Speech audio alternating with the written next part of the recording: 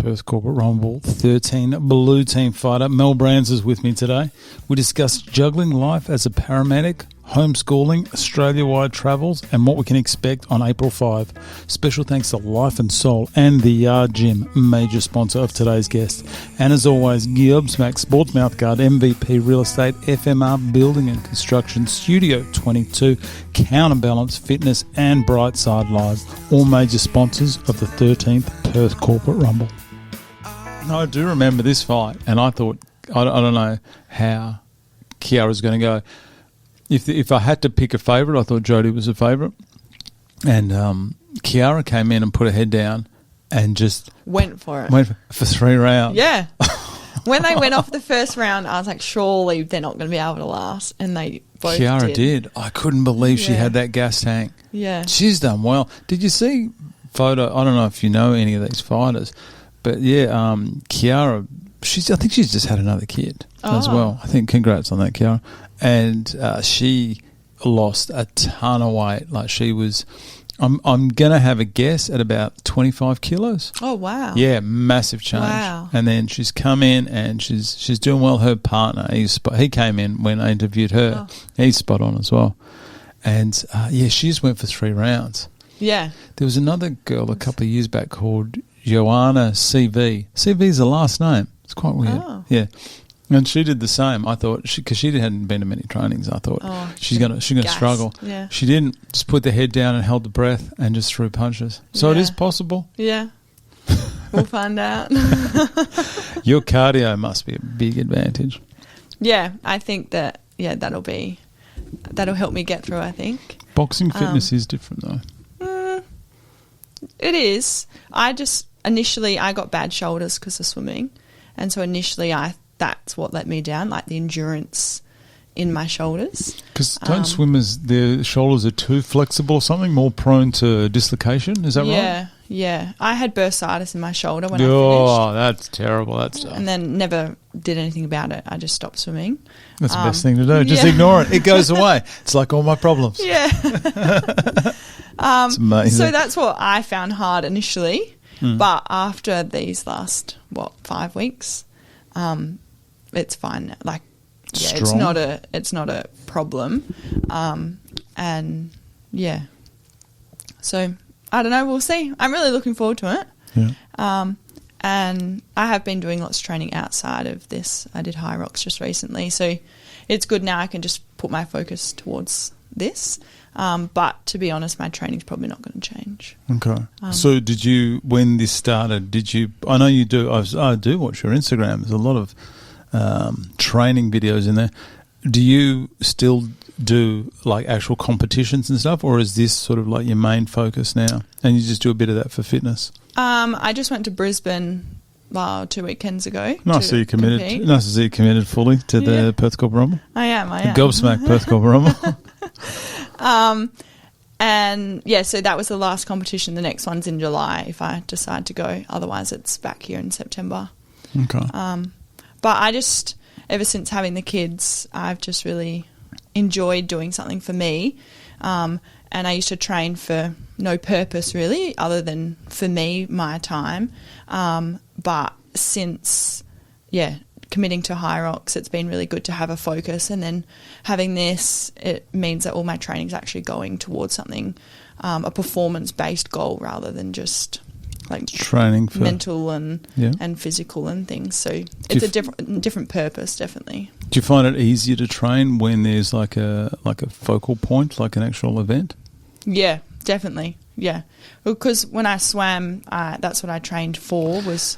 That must be, and this isn't having a go at swimming, but that would have to be one of the most, it's going to sound bad, I'm not having a go at it, but training for swimming must just be the most mind-numbing, repetitive thing. But then again, so is running, and people absolutely love running. It's just not my thing. And I'm not bagging swimming. Yeah. But what was that like? Because why do you train early mornings? This is a question I could ask you.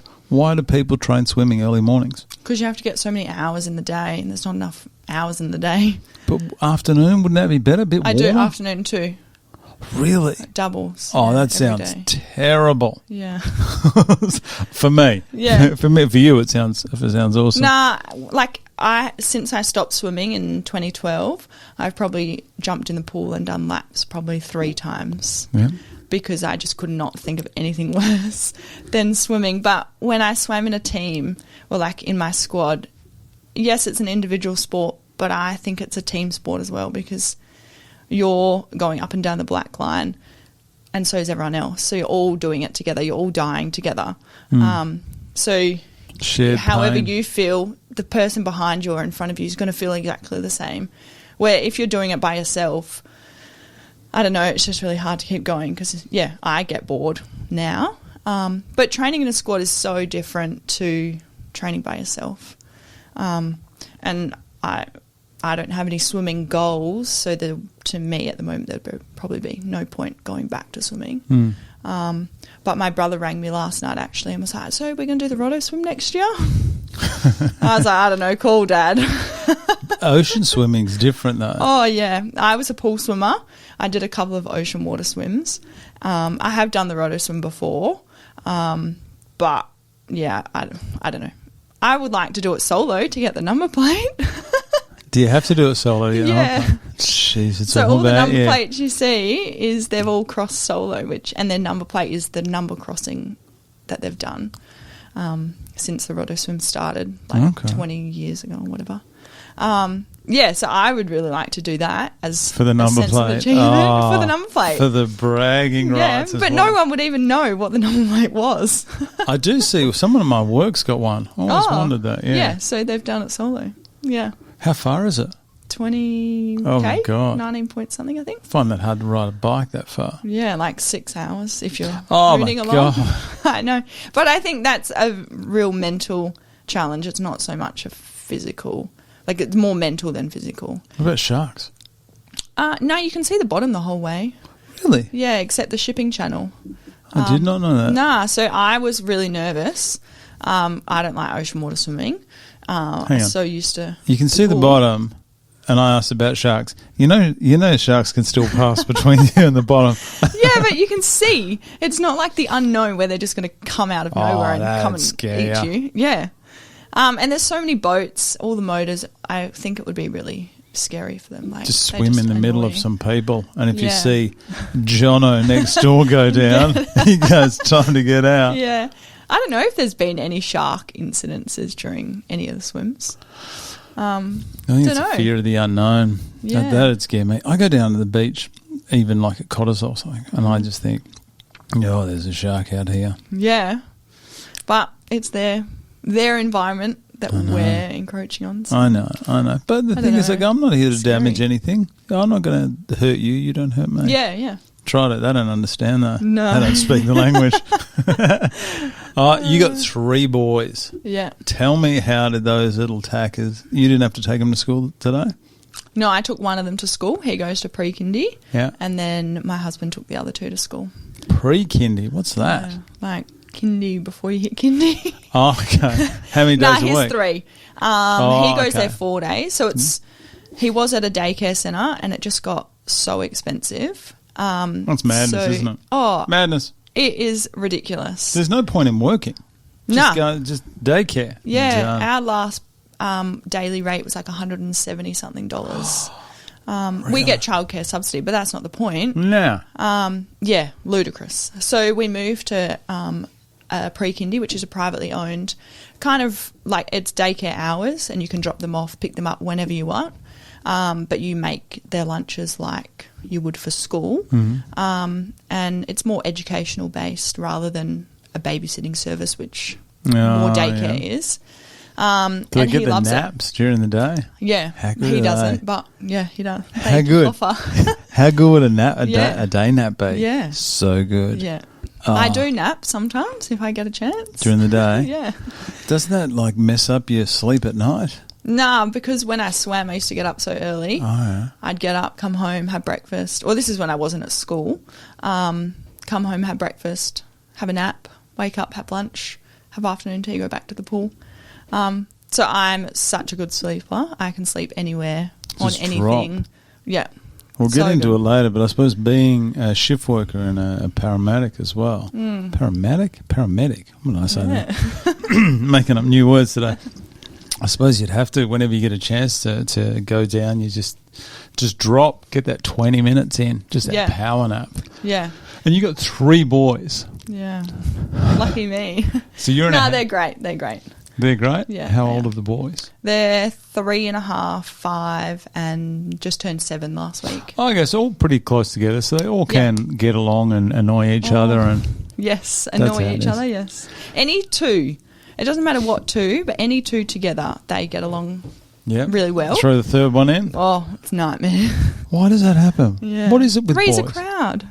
I heard someone told me that if you got boys, I got 2 boys, and what happens is you pay in that first 10 years with boys in the sense of they fight, wrestle, scream, emotional roller coasters, and but when they hit the teenage years, they settle down. I mean, I see how the maturity levels between a 10-year-old girl and a boy is very different. Same as a 30-year-old boy, really. And but with girls, you see these little girls at school, and they're sitting down and they're colouring and they're playing with flowers and they're quiet and polite. And I just think, why can't you 2 animals be like that? But then I heard teenage years. That's when it switches. Oh. That's when you start getting the sass Well, I from look the forward to girls. it. No, but the boys get better. The boys calm Yeah. down. So that's Yeah. what I heard. I'm still waiting. I got a 14-year-old. He's starting to. I'm just bagging out my kids now. he's hitting that. He's hitting that sweaty age. Oh, yes. Oh my God. The boys' Some room. of the smells that are coming. A healthy person can't smell like that. You got all this ahead of you 3 times. Just point that out. Yes. Oh, that's a great future that you got going there. How's your husband go with Rube? How did he feel when he goes? Did you find out prior that you were having boys? For all of them. How did he go when they go, that's it, boy, 3 in a row. 3-0 he is. He wanted all boys. Classic. And I wanted a Classic girl guy. because I'm really close with my mum, and so is my sister. Your mum, by the way, I've met your mum. She's great. She's quality. She's a wild one. Definitely. She was a couple of drinks in when I met her, just briefly, and I said hello, very respectful, and then I saw her, and you had getting a bit loose, and I went, okay, it's time for me to leave. So I have had time for her to leave too. I am not going. Just so everyone knows, we are connected. Connected. We have got a connection, and it's your dad is. Basically, I won't say too much about it, but your dad is my boss. One of my bosses. Really? He's up there. He's there. Well, he's there. I'm there. All right? So that's it. And he actually was responsible for training me 18 years ago. Oh. Yeah, he was part of it. So we got along right. then. And no, he's a good man. I got a lot of time for him. Is he going to be there on the night? Yeah. Is your mum going to be there? Down, yes. Or 7.5 hour drinks package? Your mum said, yes, please. That'd be weird seeing him because you got 2 of you in there. You and Georgia, sisters. First time ever sisters are in this thing. Yeah. Be cool. How you feeling? We'll both win, hopefully. History. I was going over some stats. I do love my stats. And I was trying to have a look if there's a pattern regarding team victories in the sense of if someone wins the first fight, then the team wins. There's no pattern. I'm still yet to find a pattern. But what I've seen so far, and I need to double check this, is that whoever is leading at the end of the female fights, which is normally about 5 or 6, they end up getting the win. So much. This is just to add a little bit of extra pressure to the girls. Just put it on you. Fight 1 that was announced was your sister Georgia against Megan Bang Bang Brown. Questionable nickname, but that's up to you, Megan. So your fight. Hang on, what did I say? I think I told you earlier. What fight are you? Fight 5. What do you feel? What are you feeling about, firstly, being in that position? So I'm guessing, I'm going to have a stab. I'm guessing you're fighting around about 7 o'clock. That's a good spot, actually. Yeah. That's a good spot. Yeah. You get there, get a feel of it. I think I didn't want to be first. The thing I'm petrified about is walking out in front of all the people. Huh? Not so much the fight, but all the lights and Is it because you don't like to be centre of attention? Yeah, I don't know, but we'll see. I've been under pressure a lot, so I'm sure it'll be fine. You do, you have a rehearsal at about 3:00. Oh, okay. You didn't know? No. I didn't tell you? No. I've only mentioned it in every single interview ever. So gates open at 4:30, foyer opens at 4:30. Yeah. I'm going to say half cup by my fine. Drink package starts at 4:30. That'll get everyone there. Yeah. There are some people that do enjoy that drink package. So I think rehearsal is going to be about 2:00. Yeah. And they get you in there. They walk you out because Brightside, the guys that do the audio visual, Brightside live quality business there, they set you up, put your music on, get you to walk down. Oh, like to their recording that they've got. And it's just to check that because they're professionals. It's just to check the name is right, the music's right, the timing's right. It's so you get to walk out. Yeah. Oh, that's good. It's very intimidating. Yeah, it would be. At least I don't need to go first. That's like Megan's got the first of firsts. I know. Yeah. How's that? Terrifying. I think you'll be fine because you're not. Red always goes first anyway, so your opponent's already going to be in the ring, just eyeballing you. Something I was going to ask: how do you go? Because you train in glasses a lot. How do you go without glasses? Your photo, because you didn't have glasses. It took me a minute to recognise you there. Where are your photos? I can see. There you go. Everything's just a bit. It takes me a while to adjust. Yep. Can't see these hands coming at you. So Dad's on to me. Dad, he keeps telling me, you got to get contacts. You got to get contacts. You're going to get hit in the face. Yeah. So I've gone and got contacts. I haven't been able to get them in. I've got them in once, and the optometrist won't release them to me because I can't get them out. Okay. So it's you've never had them before? Nah. Probably get that sorted before April 5. Oh, I think so. I reckon. Maybe. Don't go on the night. Don't come up to me at about 7:15 and say, Brad, can you help me get these contacts in for the first time? Yeah. Because you do look quite different without the glasses. Yeah. And everyone asks me, don't you hate wearing glasses?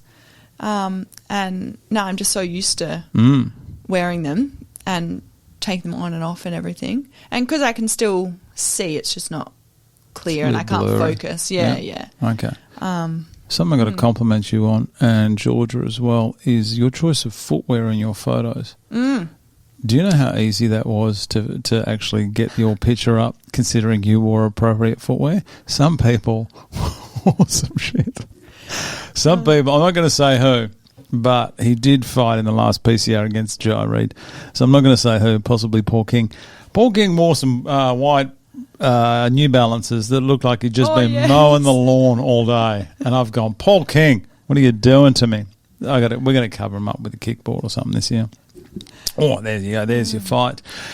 Actually, we'll talk about your sponsor. We'll get this early because I almost forgot to do this last time. Also, with Amber yesterday, her sponsor is Muscle X Movement. And I called it Muscle Times Movement. Thanks to Amber. So sorry about that, Katie and the crew from Muscle X Movement. Your sponsors, though, Life and Soul. 2 sponsors, they fit in that little gap quite well. Do you see that there? Thanks. I'll try. Though we're up the top, didn't look good, so I switched the whole thing around. Tell me about who from Life and Soul is got on the Mel Mayhem Brands boxing train. Jacko. Jacko? Yeah. Shout out to Jacko and the team. So Life and Soul is a boutique 24-hour gym in East Freo. On the corner, I don't know. I know it's the on place Canning Highway near Fresh Something the church. There's a church on the opposite side. It's sort of at the top of the hill near Normal Road, I think it's called. I should have looked at this. Yeah, Carrington. Sorry, that's it. Yeah. Carrington. Next right after Carrington. A boutique. Tell me what the difference between a boutique gym is and your local Revo with the guy hogging the squat rack.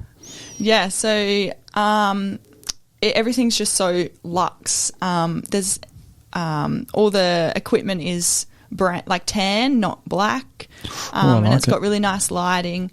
I think the place was an old movie theatre or something like that. Really? And so upstairs, on the roof is all your architecture of old heritage housing. Yeah. So which is really beautiful, and all the lighting. It's It's quiet. I like it because it's quiet, and you don't have all the beefcakes in there, so you can go in there, do your own thing, whatever your goal is, and you don't feel intimidated. Just saw someone features on their Instagram, on their website. Look at Georgia there. Just loving it. That does look a nice place. Yeah, it's so nice, and it's 24 hours. Is that Jacko there? That's Jacko, yeah. Jacko. He looks like a Jacko. Good on you, mate. Has it got ice baths and things like that? Yeah, so there's a recovery centre attached to it with ice baths and sauna. 2 saunas, so 1 infrared, 1 dry, and 2 ice baths. What do you think infrared sauna? Oh, sorry, we'll get back on that. So I cut you off there. Shame on me. And there's a Pilates studio as well. So there's the whole package. Yeah, all of it, all in one. So there's a virtual Pilates, which you can do in your own time. They've got like screens, and you just press start, and there's 500 workouts or something. Or you can book into a class, and then there's a reformer instructor taking you through a normal Pilates class. And yeah, I think it's so great. I really like going there. You're comfortable there? Yeah. It's the key, isn't it? And I like just being able to, do your own thing without worrying about what everyone else is doing, and trying to compete on a machine. You know, there's no reserving machines because it's so busy. And, everyone's lovely. They've got Dyson hair dryers and straighteners in the change rooms. Really? Yeah, and clothes steamers. That's the it's works. got it all. Yeah. Have you been to Europe? No. Oh, have you? I think they've got one in Sydney, actually. Have you ever heard of Virgin Active Gyms? No. Okay. I think they're coming to Australia. They might be. Virgin might be in trouble. I don't know. Who knows? And they do the same. Obviously, the demographic of, say, some of your Western European countries are different. But yeah, this actually reminds me of a lot of one of these places where they got the gym, but they've got like the vibrating machines called? What are they? You know those ones that vibrate? Oh, you stand on it? Yeah. Yeah. Have you got, I don't know, some circulation thing. They got a full class with that. And then they've got all the luxury stuff. They got Molten Brown. I think that's a brand of I don't know. Who knows? I'm not that good with that stuff. But they do all the luxury stuff. And it's extremely popular, you know, and it's about the recovery. It's more like a whole, you know, let's spend 3 hours at this place and leave feeling fantastic. Yeah. I used to work there. Felt horrible when I left. Anyway, these guys look spot on. And are they next door to you? What shirt have you got on? You've come in The Yard. You've come in with some merch today. I do love a bit of merch. Yeah. I have got on my, I got on a Nike top. I forgot to put on my Gobsmack Sports Mouthguard t-shirt before you came here. Tell me about The Yard. So Life and Soul's upstairs, and then downstairs is The Yard. In the same place. Sounds very convenient. I like it. Yeah, so owned by the same people. Yeah. And so The Yard is... That's The Yard there. That's okay, Life and Soul's above. That makes so sense. the whole thing, the whole building is, half Life and Soul, half The Yard. Okay. So The Yard's like a hybrid training facility. Like a CrossFit gym kind of thing? Is CrossFit a bad word for hydroxers? No. Is hydroxers a word? High rocks. No, it's just different. You're working different body systems. It's a different Do you do CrossFit? workout. No. Is it? Oh, nice. So there, I can see some beef I used to do here. CrossFit when I swam. It was part of our training program. Yep. And I've got nothing against it. Sounds like you do. No, I don't. I am just, I don't know, I'm prone to injury, and because of I've got weak shoulders, and so the repetition, I just couldn't do the repetition. Okay. And so the difference between CrossFit and High Rocks is one's endurance and one's not.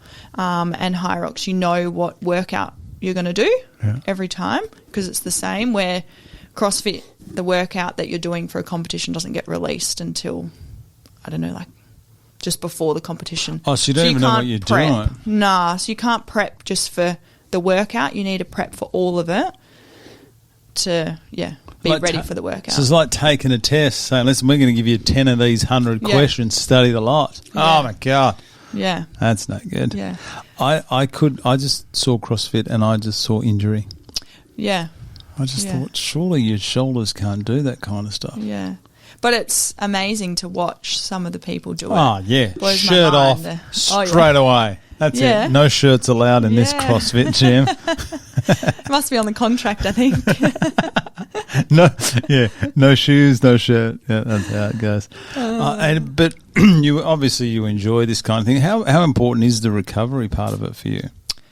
Because I think I was yapping to Kiri the other day. Kiri was yapping, I know, unbelievable. And she was saying that she wanted to do more recovery after a session because you guys just go nuts, finish on those bag sprints, which look horrible, by the way, and then that's it, go home. Everyone's just going home. Shouldn't there be like I'm no expert, I'm no physio or, I don't know, some kind of doctor that does this kind of stuff? Isn't there like a requirement to do a cool down or a... Yeah. Oh, there is? Yeah. I don't know. I'm not telling them how to do it. Yeah. Surely, but that's on your own time though, surely. Yeah, like a bit of a stretch. Yeah. Do you guys do that? Nope. Do you do it though? Do you hang around and do a stretch? Not after PCR training, but after like gym training I will. How do you feel after a PCR session? So during the week, I just want to go to bed. Yep. Because normally I'm in bed, it's like 8 o'clock at home, and I'm like, oh, maybe is it too early to go to bed now? So finishing training at 8:15, 8:30, and then going where do you home live? on a Like high. what suburb? Don't tell me exactly where you live. Oh, just behind Counterbalance in Borogoon. Oh, so you've had to come up here today? Yeah. Oh, how was the traffic? Peachy? No, it wasn't too bad. I had to go past Chiari's office because he took my earring home. Chiari? Yeah. Oh, he's down in fell West out. Perth, isn't he? Yeah, Leederville.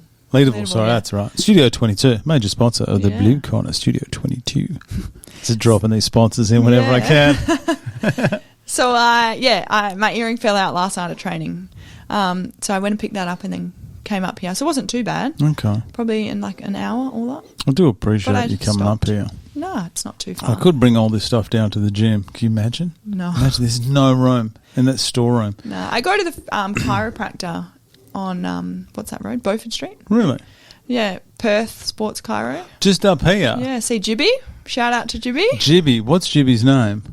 Jibby is, I don't know what her surname is. Jibby. Oh, female. Yeah. Okay. I went there to see one of the guys. She played for AFLW, I think. Did she? Yeah, yeah. I've been there a few times, and they were spot on. I can't think of the name of the guy I saw. I just like their attitude. You know what? I like their attitude. Yeah. She's, so good. So because she goes to Applecross 2 days a week and then up at Inglewood the rest of the week. So if I miss a spot at Applecross, You got to drive up here. But it's worth the drive. Ugh. Worth it. I'm sure it is. What else have we got? Before we go into the PCR, let's talk about you. Hey, you told me that balancing life, let's talk about your job here. Paramedic, how do you look in green? Let's talk about that. That's the most important thing. Do you wear those green jumpsuits? No. You ride in the ambos? You ride in the ambulance? Yeah. Yeah. Aren't you guys in the dark green? Oh, yeah, but I thought you meant the onesies. Like we have a whole all-in-one uniform. How's that? I wore that when I was pregnant. It was so good. Aren't they comfy? Yeah, but they're not really flattering for everybody. Just depends on your build. Body shape. Yeah. Okay, so it's a vanity thing. Okay, Yeah, that some makes people sense. wear it and it's great. Most people don't wear it. Yeah. But yeah, Tell me about life as a paramedic, because I understand tell me if I'm wrong, in an ambulance, everyone sees those people going by. There can be like a driver that's not a paramedic. Is that right? No. Okay, so the driver's going to be a paramedic? Yeah. Okay, how about before I guess all this stuff Maybe and get I'll it wrong, just tell you? just tell me who we're possibly going to see, because not everyone in there is a paramedic, and there's two types of paramedic. Explain that to me. I probably should know, but I think you should. Listen, I'm not going to go into my occupation, but when I see a paramedic, when I see an ambo rock up, I just think, thank God, handball, not my problem anymore. You are more qualified. I got to deal with something else right now. How funny would it be? Not funny.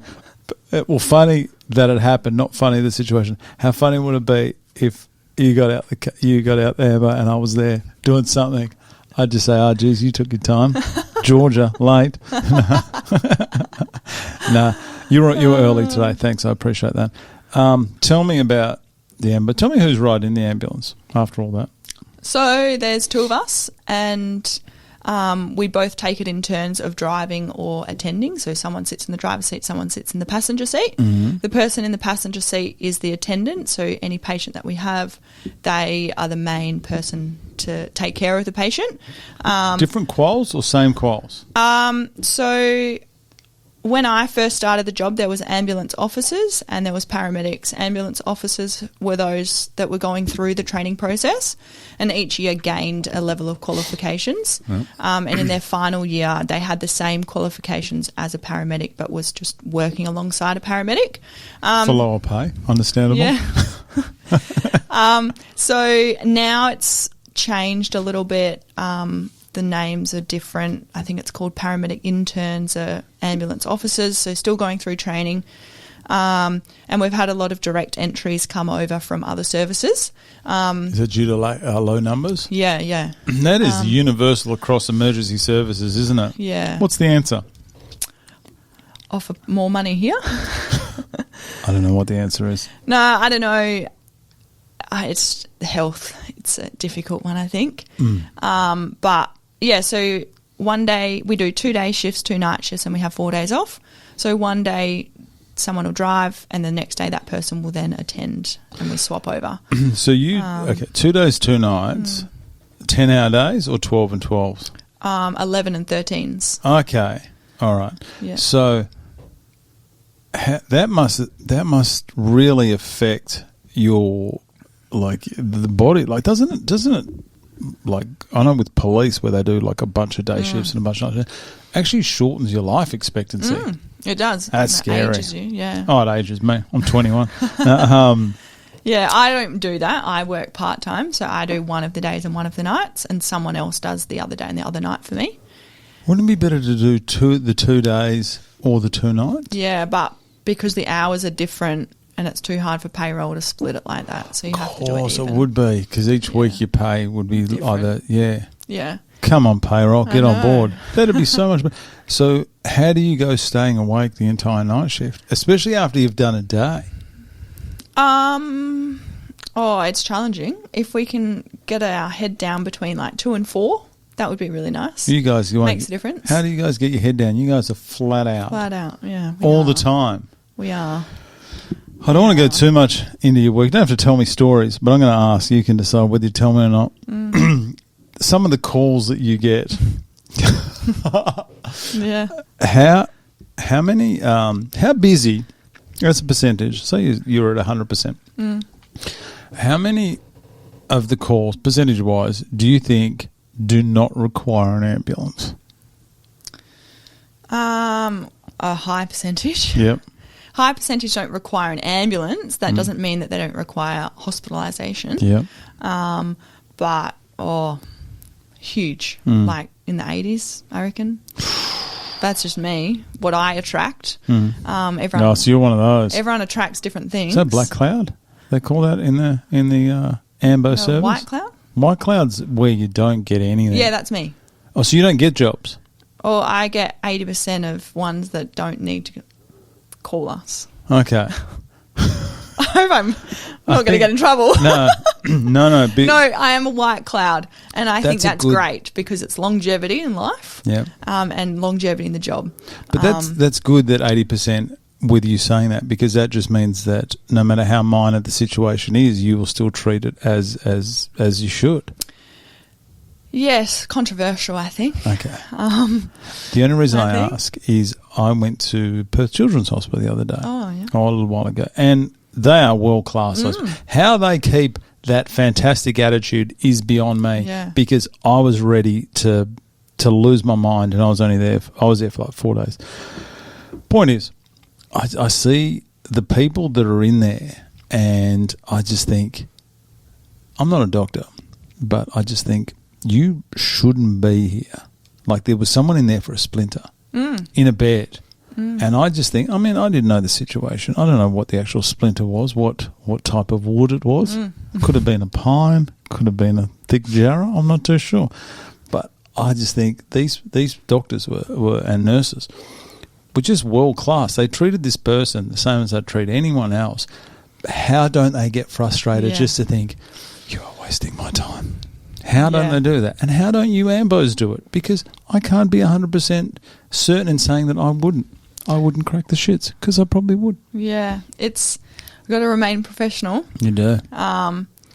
But yeah, it 100% is frustrating, especially when there's outstanding jobs and somebody could require us and our services, and we're 20 minutes away, half an hour away, and that's a matter of life or death for them. It and is. yet No we're seconds. at a job where our services could be put somewhere else, I think. But we get called to an array of different things, and it's somebody's worst day, and what I think is my worst day is different to what your worst day is. So I think it's really hard, and yeah, I don't know, the healthcare system, we have a society where everyone just makes their problems someone else's problems. Oh, to how fix. easy is it? How easy is it to be not accountable nowadays? Yeah. So easy. Let's play the victim. Let's get a Yeah. promotion. So, and it's so hard to get into GPs. So people just, one, don't go to the GP and then just want to go to the hospital, which, fair enough. Doesn't that cost them a fortune? How does that work? I can never work out like who gets charged to be For picked us? up an ambo. Yeah, so if you, the patient gets charged. What if the patient can't pay? That's up to billing. Don't know. Handball. Yeah, so if you are at the shopping centre and you're by yourself and you collapse or something and somebody calls an ambulance on your behalf because they're worried about you, and then we rock up and you're awake and you think, I don't want you, you get the bill. Like, the bill goes to you. Okay. I don't know how the rest of the billing system works, Yep. but that's how it works. And So the yeah. person that called it or the person that's transported it? the person who transported, and even if you're not transported, you still get a bill. Well, you still get charged. Really? So you could just be calling the ambo for your mate sitting there just so he's copping bills? Yeah. Well, we go to people No, don't do that, once people. a day, every day. Do you have repeat customers? 100%. Oh, customers, sorry, bad choice of words. Well, they are Do you have customers, aren't they? Do you have repeat Patients. patience? That's the Yes. word I'm looking for. I can't believe We that's do. so hard. Yeah. We do, yes. But Yeah. that's probably a good thing, because then you're aware of their medical history straight off the bat. Yeah. Think of it as positive. we get called anywhere and everywhere.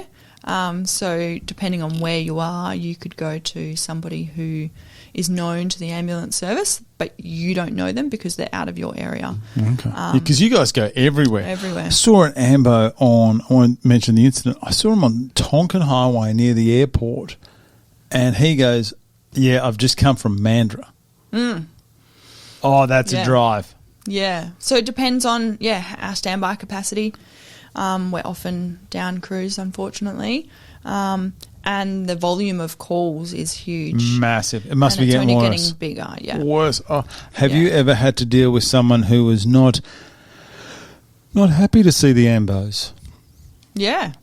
Tell me. it's- Tell me what you can and what you can't. I'm not trying to pry here and get you in trouble at work here. I'm just more curious. What you can tell me. There's no need to drop names or anything, but what can you tell me with, say, violence or aggression towards ambulance officers? It's definitely out there.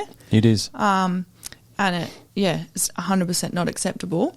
But it makes it difficult if we get called to a priority 3 job and it's been sitting there for however long. Priority 3 is the lowest. Yeah. Okay. Priority 1 is let's go. Yeah. Okay. Yeah. Life involvement, life in danger or something. I don't know. I'm not going to pretend to know we about the just got ambo lights and service. sirens. Yeah. And so if that person's been expecting us for the last however long, Sorry yeah, about no, that. that's right. You're a lot taller than I thought. Those legs stick out. Then they've got an expectation that we should have been there when they called because they're not aware of the what's it called, like the Triage system. yeah. Jeez, we're good today. Yeah. 2 people I'm sleep deprived in this room. And so, yeah, you're walking in and they're not happy as soon as you walk in the door, and it's got nothing to do with you personally, but it's just the situation. They need to take it out on someone. Yeah. And you're there. And they, blame it on the person that's there. So, but I always just stand my ground and put, like, the boundaries in place, especially for violence and aggression, people who are, taking it out on you or just behaving erratically for unknown reason. I just put my mum voice on sometimes, and it really works. Yeah. And I just lay the rules out. Like, there's no need to use that language. Firm. Firm but fair. Yeah, because otherwise they'll just walk all over you, and that's when it can just get worse and escalate. You must be aware you're quite an intimidating person when you can be, because you are very tall. Yeah. And an athletic build, that's all right to say. Yeah. So that must work in your favour, because I know some AMBO officers, is that the right word? Yeah. They're of smaller stature, and they can, and the people they're coming up against could be drug affected. Oh, 100%. And we know how strong people can get once affected by certain chemicals. Yeah. If we're ever in danger or think that there could be a potential danger, we always call our friends in blue. And now we just wait for them and they come. I want to go home at the end of the day, so any spidey senses that I have, I think, I'm not going in. It's not worth it. I know that sounds selfish when you might be needed inside, but look after number one. Yeah, 100%. And so, I have no hesitation to do that. And then if anything happens while we're alone and don't have the police with us, then, I'm firm, and often we're female crews as well. We don't have to be a male and female crew. But, like, sometimes that can help, being female, because, like, if you're dealing with a male and the testosterone with another male, sometimes can amplify the situation. But, I use my mum voice and it works. Verbal judo, is that what it's called? I think that's what the coppers say. You got to use your verbal judo. It's the best thing you can do is use your words. Yeah, you do. Yeah. It's quite odd when you look at the three emergency services, say fire, ambos and police. The public perception of the three is so different, isn't it? You go from, this is just my opinion, I don't know if this is correct. Personally, I'm a big fan of the coppers, the fireys and the ambos as well, just put that out there. But everyone loves the fireys, everyone seems to be sort of, you go either way with the ambos, and everyone dislikes the coppers, which is a shame because everyone's just everyone's just trying to help. Yeah, and that's exactly right, But I don't know if everyone likes the fireys, do they? Not everyone. 2 picnics, 2 sleepovers and 4 days off. Yeah, that's what it is. Fireys work hard, thank you. But in the summer months, 100% couldn't think of anything worse than doing that. I'm not going to comment on the fireys. I have no idea of any of the emergency services, but they all do a great job. And if my boss is listening, everyone does a great job, and I'm fully supportive of everyone at every level of divas. Okay. What else have we got in here? Your kids, I'd like to ask you, what made you want to actually do this PCR? Getting back to the box and getting back to why you're in here. What? Because it's a big thing to fight. Yeah. What made? Is there something that? And the two of you, was it a deal that you guys made? Is this the first time you've applied? Has this been something in the back of your mind the whole time? What's been going on? I've always been a sporty person, into lots of sport and being conscious of health and fitness. I think that's a really important aspect of life. And then I had all the kids, so I couldn't really go to the gym. My life changed during that period. And straight after the kids, I wanted to do something for me and to teach them that you can do anything. If you want to do something, put your mind to it and you can do it. And it's helped me personally and mentally, physically, emotionally, the whole works. I wanted to set a challenge after swimming. I swam and then didn't do anything.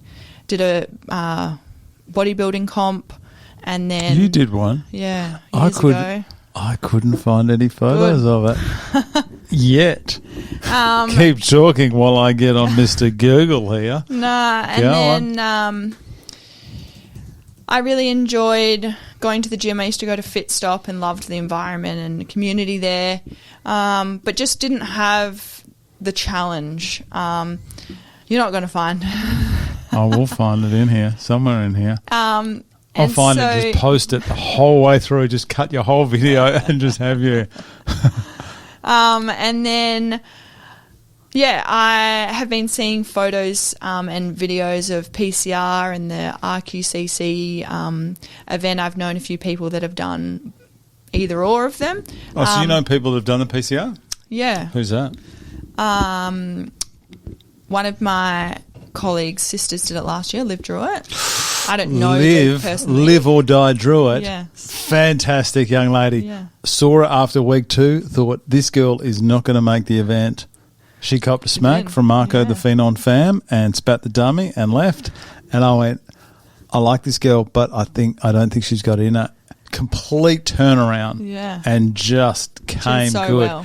On the night, that was fight of the night. Yeah. Her against Nadia. Yeah. Some say Liv won. Some say Nadia won. I'm not too sure. Yeah. I'm not a judge. So Liv, and then a couple of people from work have done it. Shelley Smith and Tom Cardy. Tom Cardy. Yeah. That's a while back. Shelley Smith got the win back in PCR 6. And Tom Cardy, has he done it twice? I don't know. The most recent one, he fought Stefano. Stefano Ustini. Yeah, I went to school with his brother. That's right. Massimo. Yeah. There's a whole Ursini. I can't pronounce that name. Ursini. There's a whole Ursini clan, isn't there? Well, I don't know. I think a couple of them have done it, the PCR. Yeah. I do remember Tom Cardy. That's right. He fought. Hang on. I should actually keep going because I'm going to actually look this up. What are we even talking about? Oh, I did misspell his name.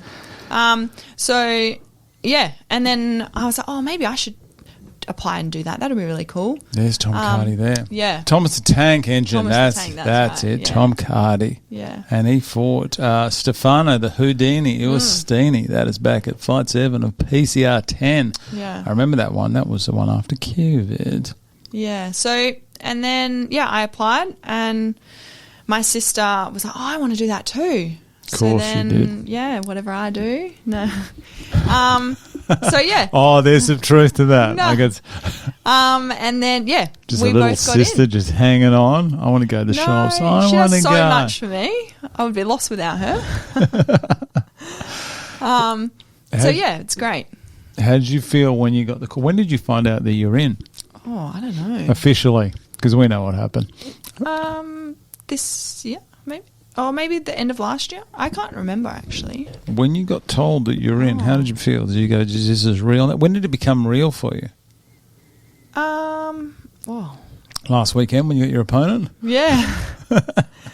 Nah, I don't know. Maybe like orientation, I was like, oh, wow, like it's actually here now. Because I'd known for a while the anticipation leading up to it, and then the orientation, seeing everybody and seeing Saba and all of that. It was just emotional. I still get emotional. Oh, 100%. Can't handle. How's Rob? I'm an emotional person. I said to Rob, Rob, just hold it together. He goes, no worries, Brad. Then he started crying. I was like, here we go. Yeah, I think everyone was a blubbering mess. Oh, geez, that. But it's all for such an amazing cause. One of my friends, her son is sponsored by Saba Rose. Okay. And the effects that it's had on their family is just life-changing. So to be able to go and fight and raise money for such an amazing organisation and charity is, so great. And Saba's parents are next level. Quality, aren't they? Yeah, amazing. When you say that, that's the main, I suppose that's, the main reason I like to be involved in this is because there's tons of charities or so-called charities out there, and then you see where the money goes, and the dodge. Like the money goes to where it should with this one. It's actually all above board. There's no hidden admin costs out here. And they do well. Yeah. And And having kids of my own. That changes I think you. 100%. If I didn't have kids, I'd probably feel differently. Yeah. But yeah, having kids makes me feel so much stronger about the whole thing and the importance of it. And life's not tomorrow's not always guaranteed. So And you would see always that in live your by- job a lot as well, wouldn't you? I always live today because you just don't know what's going to happen tomorrow. And that's how I like to raise the kids as well, because of work as well. You just don't know.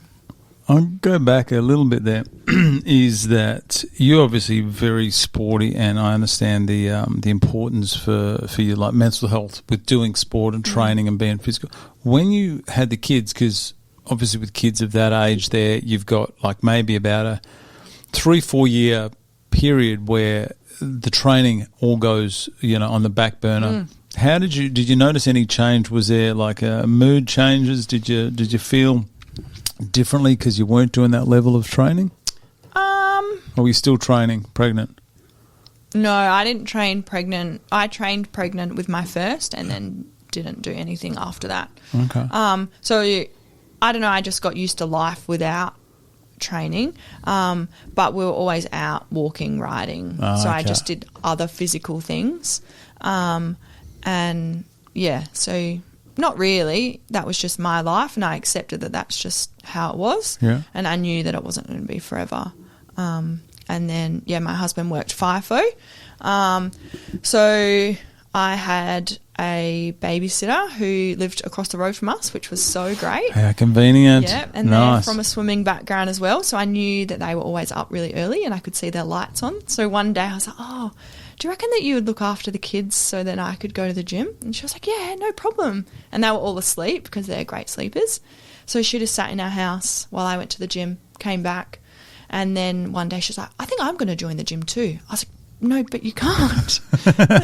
I want to go. Yeah. But we lived down the road from the gym, so we either one of us would go first and then we'll tag and the next person would go. That's a great deal. So it was really, really good. And then, we formed a bond and a friendship with her and her family, and we still, keep in contact. We live 5 houses down the road now. We had to move. And then my husband works at home now, like in Perth. So, and then I could just continue that. But I think my kids are really active. And Sporty kids? Yeah, they are. They swim as well. That's a non-negotiable.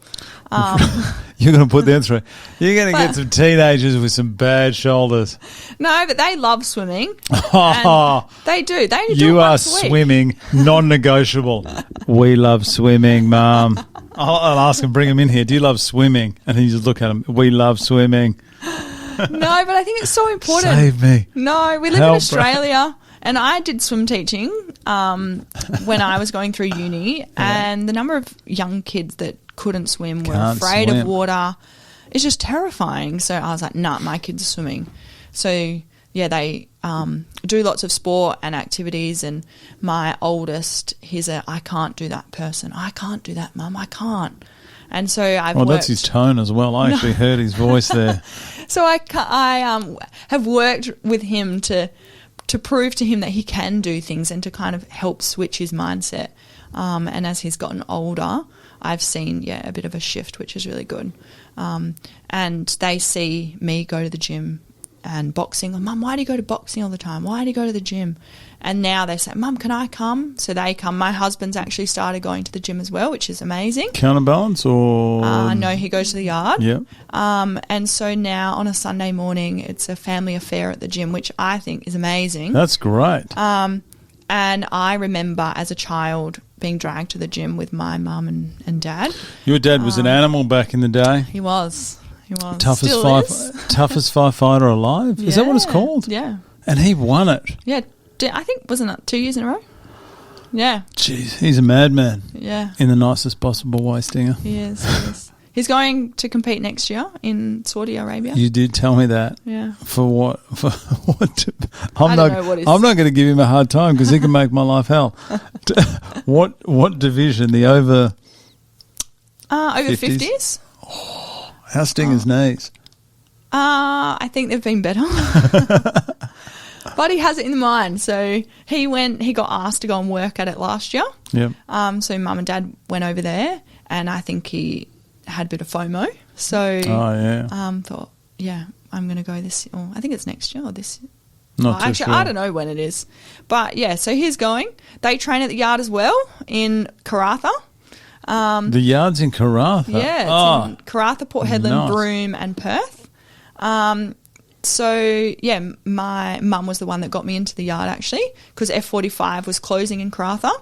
And she was like, oh, you should join the yard. I was like, what's the yard?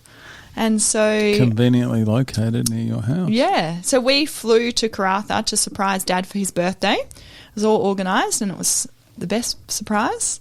And when we were there, it just happened to be the open day at the yard. So we all joined and met Jacko and, so they got me into training and everything. And I think, finding the love for the hybrid type performance-based workouts, I think. So you haven't been doing really that, good. you haven't been training like this for that long? No, so I was at Fitstop for a year, maybe a year, and then moved to the yard and changed. I think as a whole, I think people are changing their goals to more performance-based goals rather than being a certain size or a certain look. But you've got to be massive. They're the rules.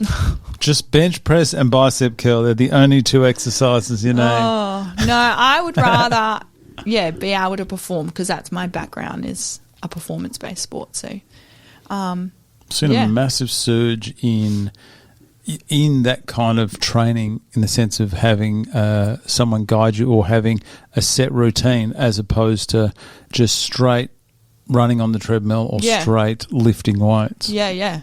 And I think there's a huge shift, like especially older teenagers, they're more about let's go do some recovery, let's go to the gym together and eat certain foods. And, I think it's it's really nice because when I was at school and through my teens, it was, let's go out Thursday, Friday, Saturday, Sunday, Monday, back it up, partying. Yeah, where... Oh, no, not me, but like the era. Not me. No, I didn't have time for that. Which I'm thankful for because, I think swimming's moulded me and my coach has moulded me to who I am and my beliefs and discipline. Yeah. And resilience and being told that you're not good enough. That is lacking. Resilience, that's the key word. That's the word I was looking for. There seems to be not a lack of it, but there just doesn't seem to be much of it around anymore. No. So, that's one key thing that I'm trying to teach my kids is resilience because that's going to help later on in life. How do you teach them that? Repetition? But, if they fall over and get hurt, but they're not really hurt, they think they're hurt, I encourage them, no, you'll be all right. Like, they can feel whatever they want to feel, but then encourage them to get up. That's okay, let's keep going, and then they just forget about it and keep going where I see a lot of people, oh, no, like the child doesn't even care, and it's the parent that initiates the emotion because it's all... oh, no, you fell over. Oh, no. Let me help you up. And where... Remember back in our day? Oh, Stinger would have been tough on you. Oh, yeah. Unless you were bleeding or had a limb hanging off, he would have been, get up. Yeah, I had a week with a broken arm and they wouldn't take me to the doctor to get an x-ray. Went down to Margaret River and I was like, Nan, my arm's been so sore the last week. She was like, oh, let's go get it x-rayed. And it was broken. But, I swam with a broken arm. Nothing changed. Where now I think if a child had a broken arm, it would be outrageous to expect them to get in a pool and swim or use a kickboard, where, there's a challenge and you can overcome it by altering your normal performance, I guess. How guilty are parents of facilitating that with kids like the easy option? Because I'm guilty of it. At times I'm hard on my kids saying, get up, nothing's wrong with you. Yeah. But then other times, maybe I'm sending them mixed messages. Maybe I'm the problem. Because sometimes I do something and I just want to help them. But I remember teaching them to ride bikes. And one of them had come off on the grass and he'd lay there on the ground and he goes, I'm trapped. Like, and I have to get up. But how do you, is it the parents? Do you think it's the parents teaching the kids? How do you Definitely. But how do you not look after your kids? It's tough. It is, and I think, it's a difficult society. You know, some of the stuff that I was told when I was younger, you just can't say that stuff anymore to kids. Yeah. And the way that children were brought up with their parents and punishment and discipline and that's smacking. Yeah, imagine that. Imagine pulling that out of the shopping centre now, one across the arse. Yeah. Oh my God. Someone told me once you got to find the kids' currency, like what they value, and if you take away screen time or something, my kids aren't sporty at all. I tried. They love sport. They're just not good at it. Yeah. And you ban them from screen time or marketplace. They love marketplace. Do they? I love it. I love marketplace. They are. I'm just going to bag my kids out now for a sec. My kids, every Sunday morning I'm not working, those two kids will come in and go, let's go to the markets. You know, like the flea markets, whatever they're called. And I'll drive them and I'll put my seat back and sleep in the car because it's early and I don't need that shit on a Sunday morning.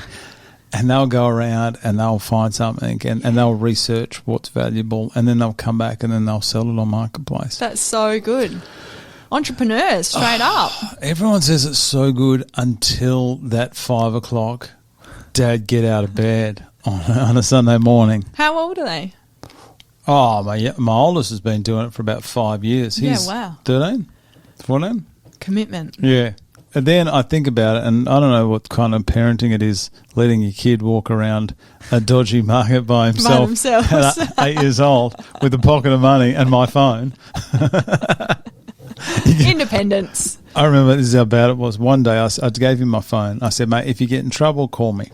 And then I didn't even occur to me that I've just given him my phone to call. Who's he going to call? I don't have a phone in the you car. You don't have a phone. I'm sleeping in the car. So you're a marketplace. Oh, I see your addiction to shopping here. Yeah. What's your wardrobe like? Is it full? Oh, no.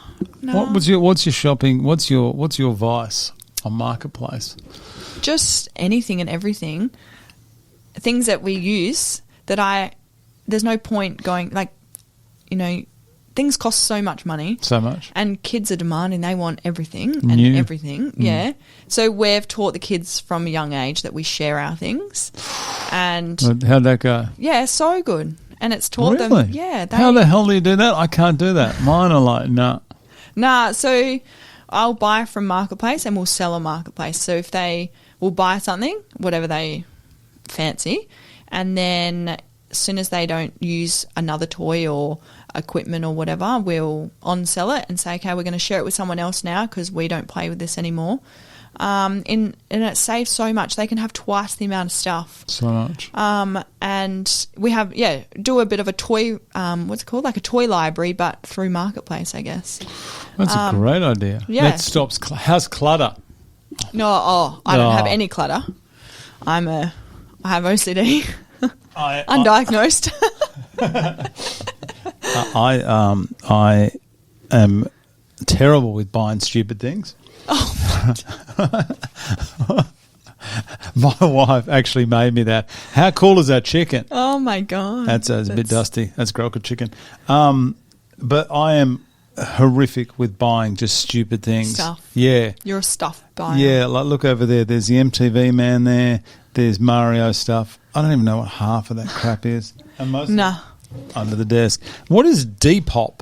Depop. It's I don't know if it's an acronym, but it's an app, and you sell all your clothes on there, and you don't need to talk to anybody. Oh, that sounds great. So good, but it's so dangerous because you have all your bank details in there, and if you want to buy something, you just press buy, and then it's like you have bought this item, and it's coming, and you think, oh no. Oh, okay, so it doesn't... It's really dangerous. The impulse buy. Yes. What am I hitting here? But then you can search... Grand Theft Auto. Yeah, I don't mind a bit of GTA. As you can see by my poster behind me.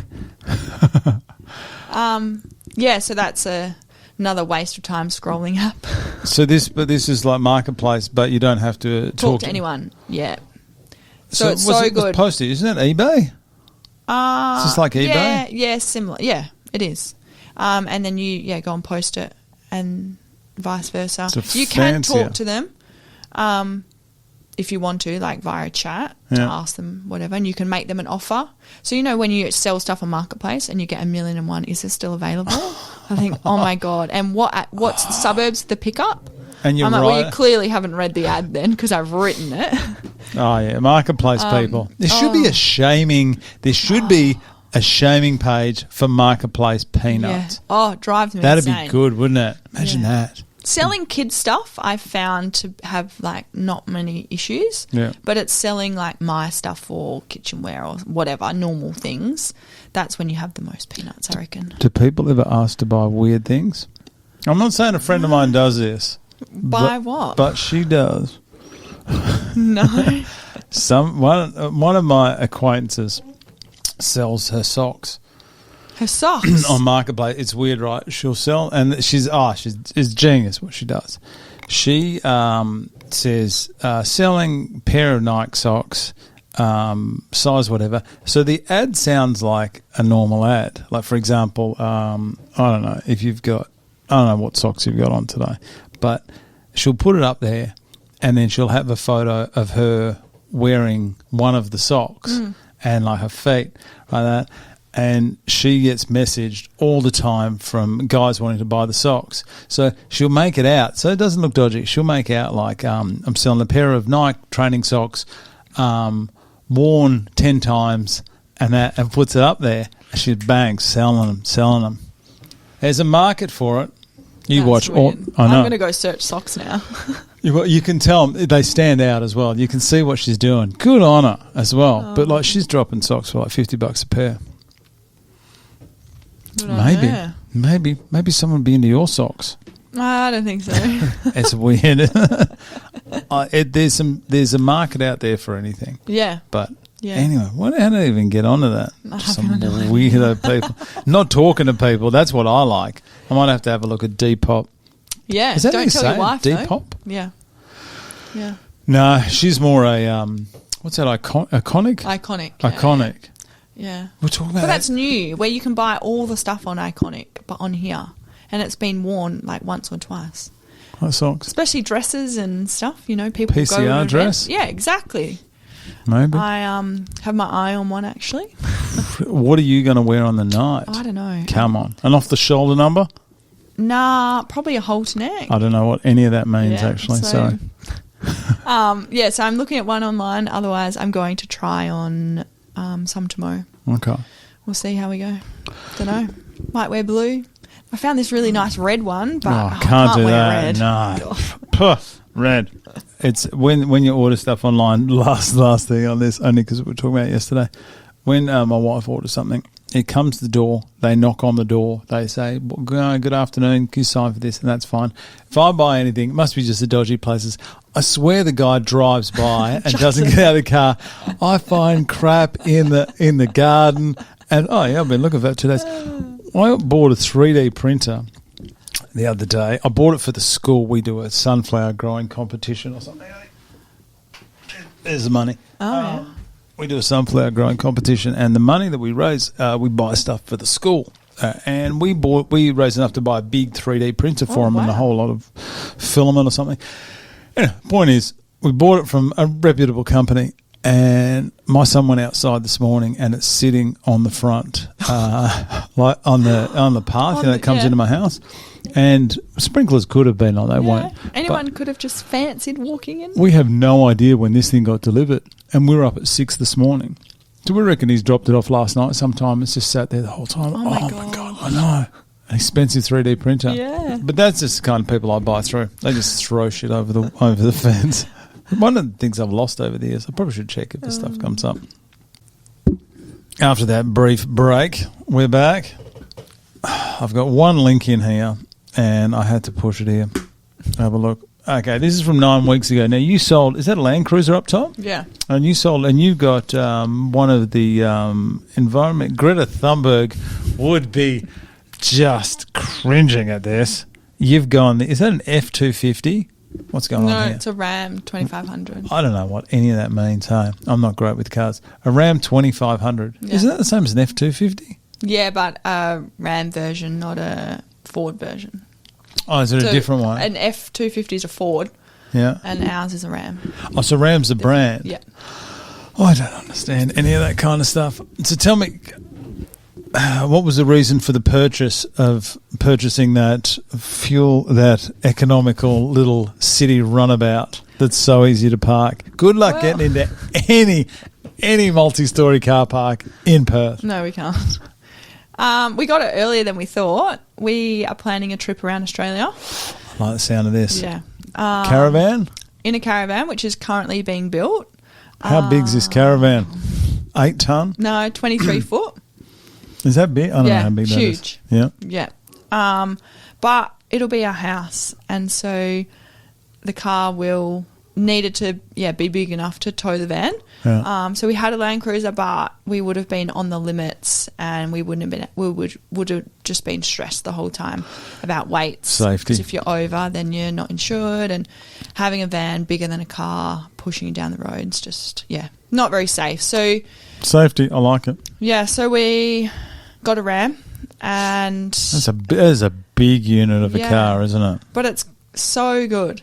My husband's 6'8", so 6'8" suits him perfectly. Jesus, how big your kids gonna be? They're huge. Miles, how tall are you?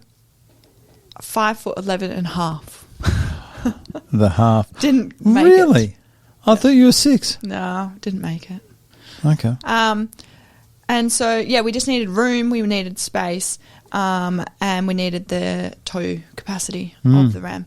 And we got the Ram over the F250 because the back seat was bigger, more comfortable. Oh yeah, if you're driving around Australia, you want the kids a bit of comfort in there, not just kicking the crap out of the back of your seat for 31 hours. So you're going around Australia. Yeah, this sounds exciting. When's this all kicking off? So my husband runs his own business. So what's he do? He can you say? Oh, we can skim over it if you like. No, move on. I'm just not the best at explaining it. This will be good. He, I love my husband so much. What's he do? I don't know. But the bank account's healthy, so I don't question it. No, he owns XIII Training, which is one of Georgia's sponsors. Of course, I spoke to Georgia about this. I should have known. XIII Training. XIII. Yeah, so it's like bookings.com where you can, it's a search engine where you can search hotels, book them directly through the platform, but he does it for training courses. So mainly mining at the moment because that's his background, but he will branch out to aged care, first aid, everything. So you can just search forklift ticket.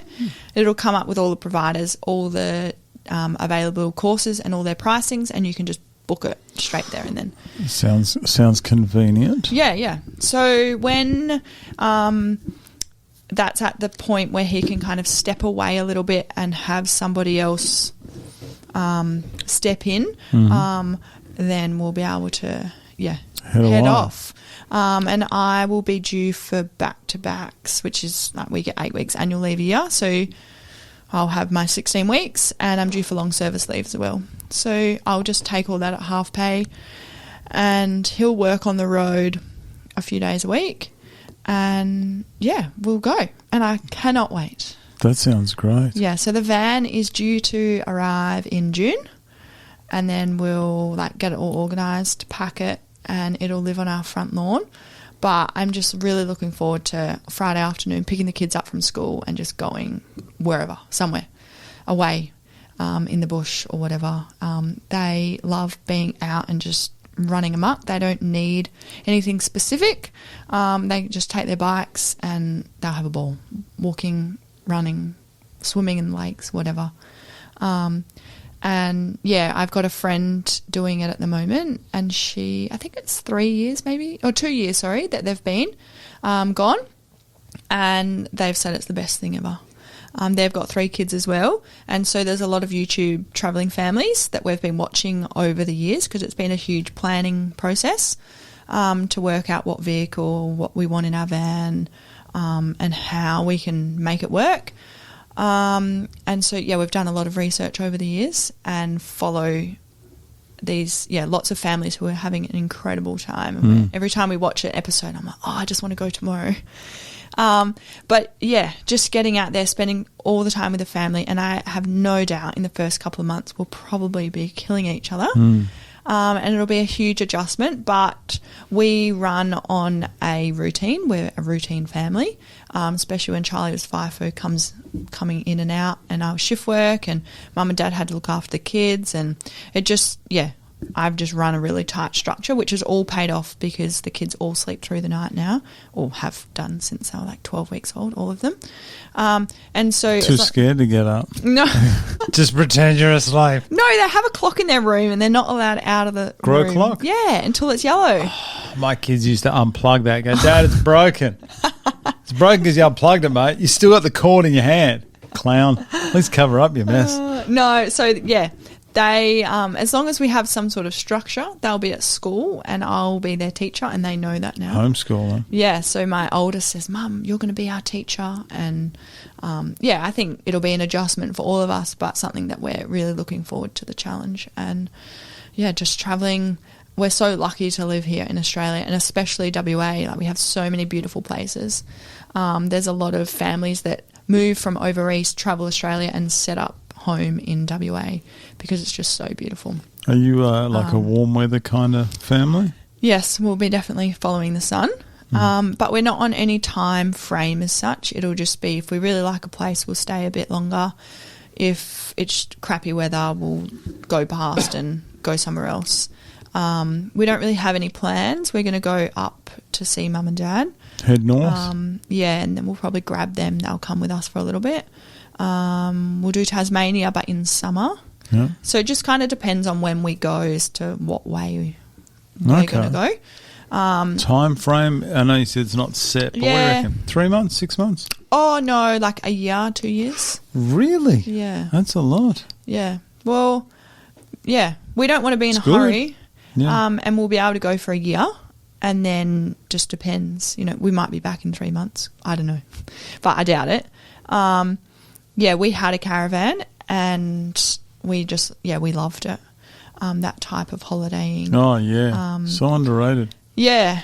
And we went to Esperance this time last year, and the kids had an absolute ball. Just watching them, they become more independent, just making friends with random kids, and they all make up games, and it's just so, so nice. And our first trip away with the van, we'd wake up in the morning and there'd be a little boy sitting in our under our awning waiting for the kids to get up to come outside and play, and it's just so great. You never have somebody sitting at your front door waiting for your kids to come outside and play. And you don't really see kids playing on the street anymore. Like when I was a kid, we used to play like Spotlight, that hide and seek, and you had to find them. Yeah, and you just don't see that anymore. I think a lot of it's to do with safety and whatever else. Why don't we see that anymore? Yeah, I don't know. But I let my kids out, and I think they need to make decisions, and you hope that you've taught them how to make the right decisions. And my kids will go down the street and play with another two little boys. We live on a quiet street, and we can hear them, and we tell them to set a timer on their watch and they'll come back. Or if I'm not doing anything, I'll go out there and watch them ride around and whatever they're doing.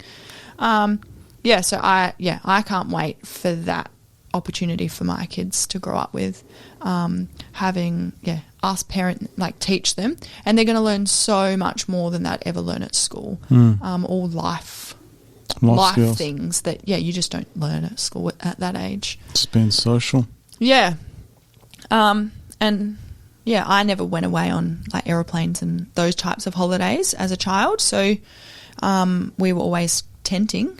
We went to Exmouth every year, but I've got such fond memories of going up there. Such a firefighter thing. Let's go to Exmouth. And when we were in Exmouth last time, we got flooded out, and the kids, we were pulling them on their bodyboards up and down the caravan line, like the caravan streets. And it's just so great to see that for the kids. We really look forward to it. And then when we come back, we'll see. We're just renting, so we'll just leave our house. And that's great to not have that tying your hair. Yeah. And then, I don't know what we'll do with our stuff. We'll probably sell majority of it and keep the stuff on Marketplace. that you need. You know what I'm going to do? I'm going to go through all of it and just click, is it available? Is it available? What suburb are you in? I don't know. We might host a friend invite event and open our house up, and people would just come and tell us if they want to buy anything, and that way we can keep everything until we need to leave. Because if we sell it to like random people, we're going to be left with nothing. That's a great idea, actually. Yeah, so it's saying pick up in 3 weeks. Yeah. So the ticket items will tag, and it's a condition of sale that you can't get it until we leave. And then but I'm not a clutterer. I don't collect stuff. So everything I'd like to hope in our house is essential, but that's something that I'm really looking forward to as well. Living in a tin box where you can't have you can't have stuff, because I hate stuff. My husband hates it that I hate stuff, but I hate stuff. How do you feel in this room? Yeah, that's your choice, and I'm open to choice. There's shit everywhere off camera. You should see some of the houses that I go to, honestly. Oh, hoarders. Oh, yeah, and you walk in the door, sorry, I haven't had a chance to clean today. I'm like, you've never cleaned in your life. Oh, yeah. So it's fine. Everybody has their preferences. Have you ever been to a hoarder's house that hoards food? No. Oh. You would be. Oh, yeah. There's one of the greatest. That's disgusting. Very quick. There was a house, and I ended up having to just checking on these people, make sure everyone's okay. And they got the roller door up, and I slid under the roller door to get in, and I slid straight into. I know, I won't go into it. It still nearly makes me dry reach. They had a big jar, looks like a Milo tin that had tipped over of duck fat. Oh no. That's where it started, and then it went downhill from there. So, disgusting. Hoarders, I know. I need to clean up this room. I know I've got a big inflatable belt there, and I've just got crap everywhere. I know. Things I do. I'm not proud of my actions. But that lap of Australia sounds so good. Travel. Yeah. Travel. I'm not a fan of travel in Australia, I'll be honest. I'm sort of more like a Europe kind of thing. Not saying I'm better or worse, just saying it's different. I think it's the weather, because we don't do well in the heat. Yeah. But that sounds great. And if you can homeschool, I think people that put in 3 hours solid a day, and then they cover absolutely everything they need. Yeah, not even. I think we're going to go through Kalgoorlie School of Air, which was designed for all the station kids around Australia. And that's an hour and a half, roughly 5 days a week. And they read before they go to bed, and then they'll just write about what they did in the day, and that's it. Such a good deal. Yeah, and they get school holidays and everything. But I think it would be a trap. We have to make sure every morning they do school. Because if you think, we're going to go and do this instead, we'll do school in the afternoon.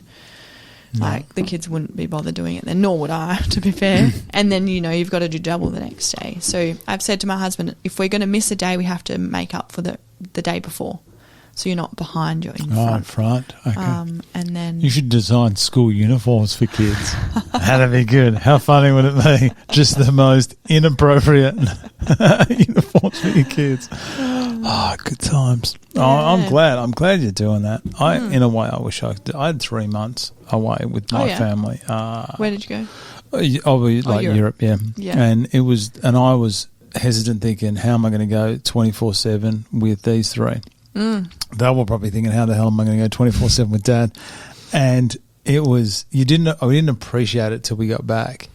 And I go, we'd go again straight away if we could. Yeah. So, and homeschooling's different now than it used to be. So. Well, it's so organised, and it's... COVID probably did that. It's probably one good thing to come out of COVID. 100%. During COVID, so many families, over East especially, had to homeschool. Yeah. And I think the number of travelling families increased significantly, because they were like, well, if we're homeschooling at home, let's just homeschool travel. On the road. Yeah, why not? And if you can make it work, then, why Get not? It done. Yeah. Yeah. Good on you. Well, I wish you all the best for that trip. That sounds great. And the kids are going to come back well adjusted, educated, swimming. When are you going to get those swimming hours in there? They will do vac swim around Australia. Should we get back on this PCR? Yeah. We probably should. I mean, go and wait too long. No, not long enough. Back onto the PCR, which is only, I did have the times up there. Do you know how long away it is? How far away? Have a guess in days before I click this button. 22 something. Let's have a look. Perth Corporate Rumble, 23. Oh, 23.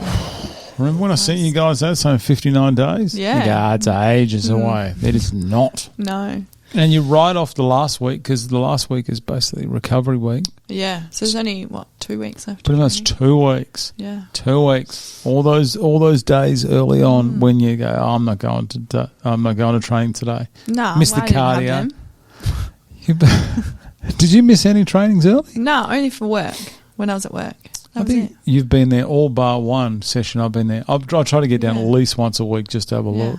So, okay, good on you. The girls have been very committed this time around. I've been impressed with the females.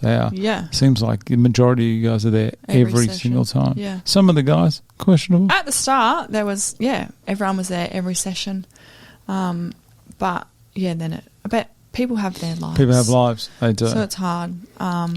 But as long as you're putting it in there and making it up for it, I guess.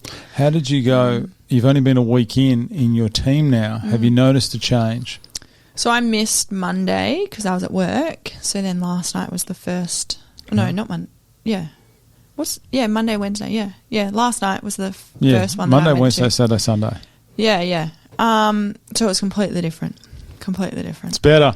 Yeah, but it'll be hush hush. I don't want to know what you're doing. But so different and way quieter. Like I was just so used to it being so loud when we got there. Put the music on. Glenn's the worst for that. He didn't put the music on. Like halfway through. Come on, Glenn, step it up. But that's all right. We learnt a lot and learned some new words. How's his vocab? You should hear him in the corner on the night. It is so. Maybe I'll let him know now. I still got to speak to Nige about this and Glenn. Make sure that this is okay. Hopefully, I'll speak to him before they listen to this. We're trying to get the coaches mic'd up. Oh God! This isn't to go on the live stream. You know, the live stream's official as well. Yes. Yeah, which is good, and it's going to be. They're not going to have the same issues we had last year. So everyone just calm down. But we're trying to get the coaches mic'd up. Oh, for like the footage. Maybe we'll have to determine what goes on and what doesn't. So, in other words, probably going to have a lot of Nige and very little of Glenn because Glenn drops a lot of F words and C words and a lot of other words that he should. Yeah. So we'll have to watch. I don't know. That'd be so. It's not going on the live stream. Their commentary. It's just for the commentators. And so we can listen to what is being said, and then we can report, like saying, "Well, Glenn's wanting this person to." I don't know. We'll reword it in a way that's not going to cause any problems. Yeah. Which would be good. What are we even talking about that? So the training, it's different. Very different. But yeah, it was really good. I enjoyed it. I was ready to separate into our teams and move to the next stage of the training, I guess. And yeah, we've got a real team community feel vibe now. The Blues are the worst. No. Not the worst. The Blues have this one-eyed, I mean the Reds do as well, but the Blue team is just everything's blue now. Nothing red, and they don't change. Yeah. Like permanently now. I think it's good. It's got some good ex-fighters from the Blue team who's going to come down and help you as well. Mongi's there a fair bit. Yeah. Showtime Abernathy will probably. I think he's still wearing his belt from like PCR 9. But there's some very good fighters that are going to come down and help you guys out. All the coaches like that we've met so far that have been at all the trainings have been incredible. Always willing to help, change things, tell you things. I've learned so much. I've never boxed before in my life. So yeah, it's been a huge eye-opener and a lot of respect to the people that have this as a career. Like it's, so much more to it, isn't there? Yeah, definitely. Think about those professional boxers, what they must go through. Oh, yeah. Yeah. And then like leading into fight, all the cuts and the sweatsuits, and you see them advertised. I'm like, oh my God, yeah, it's crazy. It's another world. So much goes into it, doesn't it? Are they now training you specifically for your opponent? Yeah. They are? Yeah. There's not a word being said. Your opponent is Neva. Nickname. What do you think of her nickname? What is her nickname? Neva, the anesthesia, Sasiga. It almost rolls off the tongue. I thought it was better when I said it. I thought it was better. If she wants to change it, that was my call. I don't know. It sounded funny. I found it so hard and all those booklet questions that we have to answer, all of them, so hard, and a song and everything. This is all the questions from. This is last year's book here. I still haven't done my questions. Sorry, Pim. Oh, that's all right. Don't worry. Most people didn't answer them last year. That's fine. Oh, that's This is last year. Oh, these people, they drive me insane. There's a lot of, see? Have a look down the bottom there. This is last year's program. Oh. Yeah. Anyway, that's all right. So it's like, yeah, okay. Anyway, this is a conversation we're having on Friday about that. Okay. Just throw that down. What do you think of that cover? So good. Pardon? Good. Good. Yeah. Good. I designed that one. It's all about me today. Yeah. Nah, I don't. We've got a meeting tomorrow. That's what we're discussing. Anyway, so what we even talk about? Oh, your team. So from what I hear, is once you break off into the teams, it seems to become. It's just a lot more enjoyable in the sense of your opponent. Maybe the pressure's off. Not the pressure's off, but the uncertainty's off. Yeah. That's what changes. Yeah. And you've got some fantastic coaches there. I mean, I think Glenn and Nige are so much smarter than you think in this, especially for boxing. They've been around it so long and they've done it. And I think they give off an impression as like I don't know, just the impression that they can give off when you meet them, like very relaxed but their mind's ticking over the whole time. Yeah. Yeah. Means business now. Like the intensity and the way that Glenn speaks now has more purpose behind it, I guess. Oh, yeah. He wants to win. They both want to win. Yeah. Every fight. Yeah. But it's great because it rubs off on us and it gets us all fired up as well. Yeah. And we've got some great team members, and so it's really good to see, and especially last night, everyone getting around each other, and I can't wait for the night. I'm really excited for it, but when it's over, I'm like, oh, it's over. That's you got to enjoy the whole thing. I know it's hard because you go, I just want the night to be here. Yeah. But then you look back, you go, geez, I wish it was still going. I know. That's why so many people come back. I think, and they want to experience it again, and it's very different the second time. You got 5 returning fighters.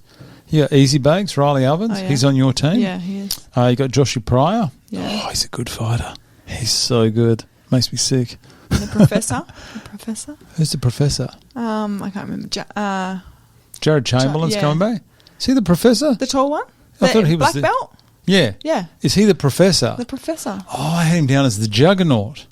Oh, yeah, but I don't know. Glenn calls him the professor because he's a black belt. It's like respect to black belt people. Okay. I better check He's with Jared. amazing. I would love to see him do a training session with his belt. He's a good man, isn't he? Yeah. He's such a good man. In the ring, though, he snaps. I'm sure he would. He took on Vince, the Invincible Napoli, in the last PCR. Right. And Vince, I got to say, I thought Jared was a favourite, I'll be honest. I think Vince just fought this perfect fight, and that was a lot of it, I think, is down to Nige, is just the game plan that he went in there. Because I think the last thing you want to do with someone like Jared is being close because he's so strong and well-balanced. But you don't want to be at distance either because his reach is very deceptive. Yeah. But I don't know how. But Vince got up and Vince got the win. He just frustrated the hell out of Jared. Oh, Jared, get up this year. Jared's got his hands full again. He's got Brady Fry. Yeah. So who's quite quite handy. It'll be interesting. I think it would have been so hard to match all those guys. They had Nige and Glenn had a tough job. I think they've done well. Visually, I don't know. I haven't really watched many of the guys. We've sparred some of them. But, yeah, I can't wait. I'm really looking forward to it. As every event, I think the matchups are the best possible matchups that they can get. Anyone can win. Yeah. Any fight. Yeah. And I say it, and I thank the whole crew. No one has messaged me bitching about who they got as an opponent this year. First time. Is that what people do? I would never think to do that. All the time. And I'm thinking, why are you messaging me? I have no say in the matchups or the teams or anything. I have no say in it. And if I went to Glenn and said, Glenn, I think you got this wrong. Firstly, I wouldn't say that. But secondly, Glenn he would tell you where to go. He'd bring out some of that language that can't be on the live stream. And so would Nigel. But a lot of people will... That mic dropping a bit. That's fine. I think it drops over time. No, I was dropping. Oh, okay. And it's funny. 9 times out of 10, the people that complain to me get the win. Yeah. On the night. So, maybe I should complain then. If you complain a lot, I think everyone's a bit better than they think they are. And everyone's got to back themselves and confidence and game plan. Yeah. So I think everyone's really talented. So. In their own right, so to be good to see. Do we watch if we aren't up first? Yep. Do we go out and watch? Whatever you like, whatever makes you comfortable. Where do we go if we're out? Can we stand by the ring, close? Not there's by the ring. Not by the do not.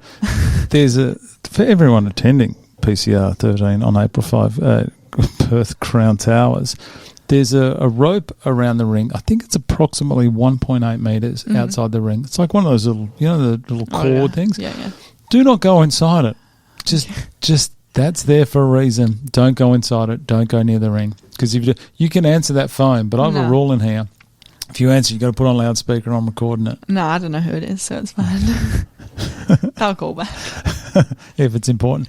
Yeah, so there's the rope around the ring, around the outside, about 2 metres out. And unless you're a fighter or a coach or as in fighting that event or a judge or commentating, don't come inside. Yeah, okay. Just don't do it. Glenn will take a swing at you, so do not come inside there because Nige is dealing with that commission. The commission are good in the sense of they're very strict, which they have to be, and there's a lot of rules that need to be, complied. Yeah. And Nige does it all, and he wants it. He just doesn't want a headache. Everything, all the boxes are ticked. Everything's fine, and people maybe get a few drinks and go, "I'm going to get ringside." Someone once there was a fight. Who was it? I think it was during the Ace and Ryan Kong fight. There was one of someone's mates came up, got through, and came right up next to Glenn and was giving advice. No joke. Glenn leant over, cocked the hand, and I went, it's on here. And then some guy has grabbed reefed the guy out of there. But yeah, I reckon Glenn would throw a punch. Oh my God. No, I think so, yeah. Anyway, so to answer your question, there will be a group of fighters around the ring, in the arena, and you'll see them, or you can go sit with your family and your friends. Okay. Normally, the fighters will stand at the back and they'll be just pacing, trying to get the nerves out. Yeah. But there's a lot of things you can do. Well, you're in a good spot. Out. So, what I think you should do, what I suggest, is go in. Obviously, watch Georgia fight. Then you've got April against Abby in fight 2. And then you'll be given a warm-up time saying you need to be in here at 7:14. Yeah. And then you go in there and just do your own process, whatever you need to do. Some guys sit in the room until they got to go down. They don't talk to anyone. They just sit there in silence and then come down. Oh, Owen had a nap before his fight. I would nap in my room, not there. Oh no, in his room. So you do whatever you feel comfortable. Right. And then afterwards, if you get the belt, if you get the win, if you get the medal, if you didn't get the win, and then you just hang out with everyone and enjoy the night. And the night flies. 7.5 hours, but it is quick. Yeah, it would be. It is real quick. Yeah. So after you've had your fight, are you straight back up to the room, get the what is it called? Halter neck on. The dress. The dress on. And then back down to watch? Yeah, I think so. You getting your hair braided? Yep. Yeah, you can't box without braids. Is it? No, I don't know. Isn't that a thing? Is it? Everyone has it. As in like the real thin... No, tight just ones? braids. I can't braid my hair.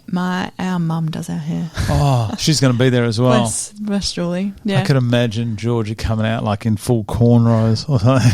Yeah, so mum will braid our hair and then, yeah, that's all I have to do. Did you take it out? Yeah, I'll take it out and then probably just do a slick bun back and brush it all out. Isn't it all frizzy afterwards? No. Should come down like with a big afro. That'd look cool. Nah. Yeah, I'll run upstairs, get changed, and then come back down. Come back down for the festivities. Yeah, we're staying there the Friday and the Saturday night. That's a huge advantage, that extra day, Yeah. that Friday. Well, I've got the kids, so I don't know if it's an advantage or not. So the kids are staying with you? The kids will stay on the Friday night. Yeah. Yeah, they won't go to school Friday. They just want to swim in the pool. Oh, yeah, of course. So, yeah, they'll just be there all day Friday. And then I'll come back to Counterbalance for weigh-in. And Charlie will stay there with the kids. Of course, I forgot the weigh-ins on the night before. And then, yeah, they'll stay Friday night. And then Charlie will take them home lunchtime Saturday. So you got Saturday night to yourself in there? No, Charlie will come back. He'll drop the kids back home. My nan's going to look after them. Oh, nice. And then, yeah. So you and the husband get a night alone at the Towers. Yeah. I like the sound of that. Yeah. It'd be nice, bit of just like date night kind of thing. Yeah. Yeah. So, and then you'd be kissing him with his big cut lip and a black eye. Come here, kiss me. Not saying that's going to happen. Oh, that'll be nice. Yeah, because the rehearsal it kicks off, I think, about 2 o'clock as well. Yeah. So that'll be good. We'll send the kids away and then I'll just be there. And then he's a guy. He'll take 5 minutes to get ready. We do. Yeah. I know. It's a gift. But Mum and Dad are staying there too, so he'll just go and be with them. Okay. And leave me in Georgia. It's come around so quick. Yeah. I can't wait. I'm getting pumped just talking about it. Yeah. What do your family and friends think about this? Since they're all going to be there. Yeah, they were really excited when we told them. Mum used to box, but has never fought anybody. Did your dad know? Yeah, I told Dad because I was like, I told him the background story, and he was like, "Oh yeah, that'd be really good." And his nephew, his sister's son. What's that, nephew? Yeah, I think so. Yeah, he is a really, really good boxer. And so he, told him straight away and, they're all really excited. Dad loves a bit of, fighting, like hard. He likes what's the word, like, he likes a challenge. Yeah, I guess that get from down him. there. And the inner, I don't know, animal, I guess. He likes to It must be find daunting, though, for his daughters. Even though you are grown women, you are more than capable of making your own decisions. I'm not saying that you're not, but it still must be daunting thinking, these are my 2 girls in here. I don't know. We're not really like girly girls. You're not. And nor's mum, so he hasn't really had to deal with girly girls. Yeah. So I think he was proud of us to accept the challenge and want to do something out of our comfort zone that we've never done for such a great charity cause. He just didn't want us to fight each other. No, that was clear. I don't think that they wouldn't do that anyway. Yeah. No, I don't think we would go 100%. No, of course you don't want to hurt. No, it's different. And it's been So they're going to drive down from Crather and come stay. My brother will be there as well. And it would have been so good if he did it too. We just didn't. 3 of you. Yeah. You mentioned something before is like you should be proud of what you're doing because what you're doing is no small feat. No. It is massive. And I think a lot of people you should only have people, talking about it in a positive way. And the people that don't, it's probably a bit of jealousy because they can't get in there. Yeah. But in saying that everyone's proud of you guys, you should also, and I think most of you do, it's actually an honour to be picked for this thing. Because I don't know if you can see that number there, I won't say it out loud, but that's the applicants who we had. Yeah, wow. So you had to be picked over a lot of people. Yeah. I know. So and it is getting more and more each year. You're probably getting, I reckon, that number after what this event's going to be like. I reckon that's probably going to near double next year. Yeah, definitely. It's going to be madness, and the people come back. The amount of fighters. I think there's a few fighters that actually did want to come back, but just couldn't do it this year. Yeah. So maybe that'd be all right if you gave them. Not saying to do that, but if you gave them the priority. Imagine that. Imagine saying, all right, you got a spot, you can fight at every one until. Imagine that. That'd be madness. Yeah, I think all the advertising this year, like when we applied, all I saw was just girls in pretty dresses and then like photos and short videos of the boxing. But for a female applying for it, there wasn't really much about it, you know, like... You'd know what pretty dress to wear. Yeah, exactly. But there was nothing else. So when I was talking to Liv, like everything she was saying, I was like, wow, like I had no idea about any of the process or anything. And I think there'd be a lot of women out there and guys as well thinking, oh, no, I can't do that. Like there's no way I can get in a boxing ring. So I think this opportunity and the opportunity with the media and all the filming and stuff, I think it really will open the doors for other people who are sitting on the lounge thinking, oh, no, I can't. But after seeing everybody's stories and listening to all these podcasts and things, maybe they'll think, oh, no, well, maybe I can do it. Let's set the challenge. Yeah, and then you've got nothing to lose, really. You can be someone that's never boxed before and they'll match you up with someone that's never boxed before. Yeah. They're not going to give you Mike Tyson on the first round. No. And the training is, so good and they're not going to, let you get hurt. And so, they'll match you evenly. The promotion this year, I'll put that down to Lloyd and I can't think of Lloyd's offsider's name. Sorry about that. And Ludio X, I think it's called. Yeah, amazing work. And it's Nigel, Glenn, and Pim making the call to actually go, we're going to invest in social media this time. And he is doing a fantastic job. Amazing job. And you guys are too, because I remember when he said, we want to document your journey. Yeah. I thought a lot of people are going to go, and then not do it. But some people I didn't expect. They're putting in the work and doing diaries. And so it's you guys as well. The reason it is flying this year is due to the effort that, I guess Ludio X are putting in and you guys are also capitalising on that. And he's sharing all the photos that he takes. Yeah. There's none of this, no, this is mine, you can't have it. He's like, you just use whatever you want. Yeah. And it's good watching people be creative with the content for their own Instagram and Facebook or whatever they're using it on. And it's great to document it for ourselves, for then later on we can look back, because the time does fly by, and you can look back and be like, oh, I did this, if there was any doubt.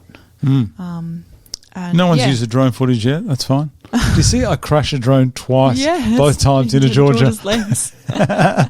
I was aiming for her. Well, the YouTube is just absolutely flying. Not YouTube, Jesus. The social media is flying this year. That was a good call. Good on you guys for actually doing that. Yeah. All right. So everyone's been supportive. You know who your opponent's going to be. Tell me a bit, how did you feel in that moment where they said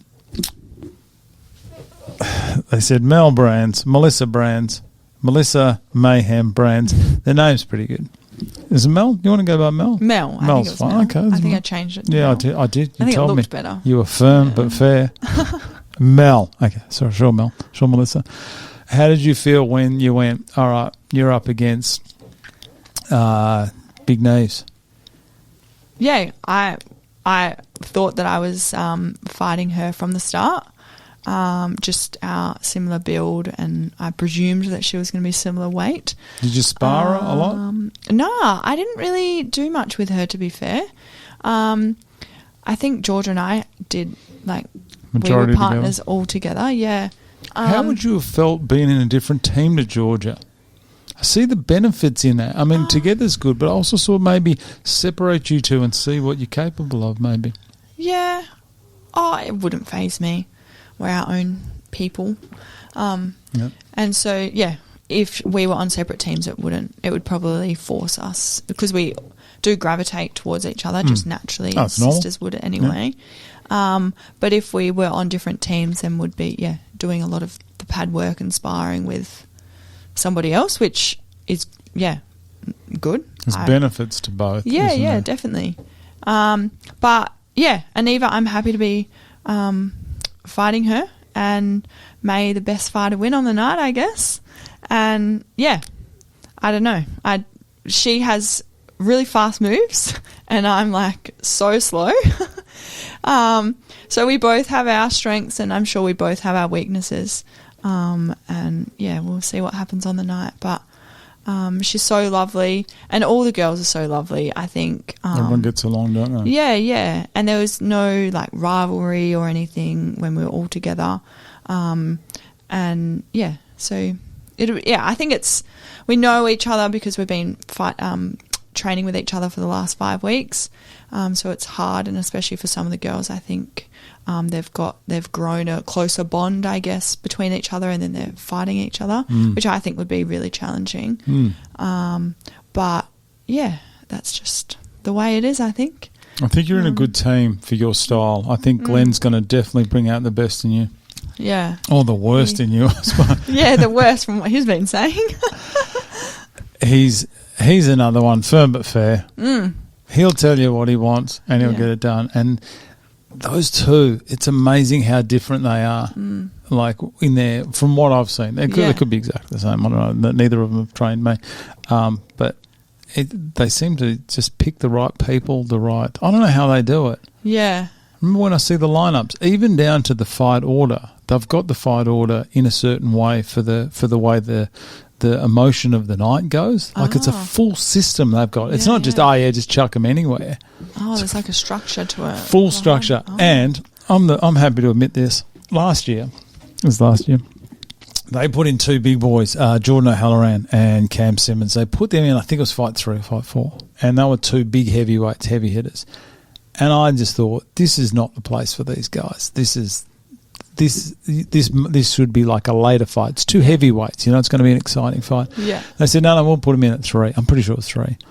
And I said, yeah. Well, they didn't ask me. They told me. Told you. And then I couldn't have been more wrong. And I was actually happy that I was wrong, because it was just the perfect fight to have at that time with the emotion after 2 very exciting female fights, and then the 2 heavyweights had just got the whole night going.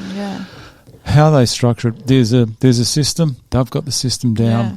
They've got such a hard job all up. Like, I don't think a lot of people appreciate what they put in, because they're not just coaching. They work, and they've got their lives as well. Yeah. And there's so much more that goes into it. Like they're obviously dealing with the Crown, and they're dealing with Brightside, and Nigel's trying to learn this business inside out. I mean, he's got him dealing with the Boxing Commission. That's the toughest job, I reckon. Yeah. Just making sure. Got to do my paperwork. Sorry, Nige. I don't think it's been due though. Maybe it has. Just get that stuff done. If you get an email, not just for you but for everyone, if you get an email from Pim saying, "Can you do this?" or Nigel Glenn, just do it. Just get it done. Move on. Jobs after this. It's on the list. Here we go. Just get that caravan sorted. All right. We're down to the end here. We've been over 2 hours. We've been gas bagging today. Some chatty people in here lately. Tell me. Oh, there's Amber Haywood, which was yesterday. What's the walkout song, Melissa Mayhem Brans? Brans? Jeez, I got that wrong. Oh, I don't know. Maybe Joker and the Thief, I think. I don't know. Is that a good choice? As I said the other day, this one here, it's just a... Oh, let's have a listen.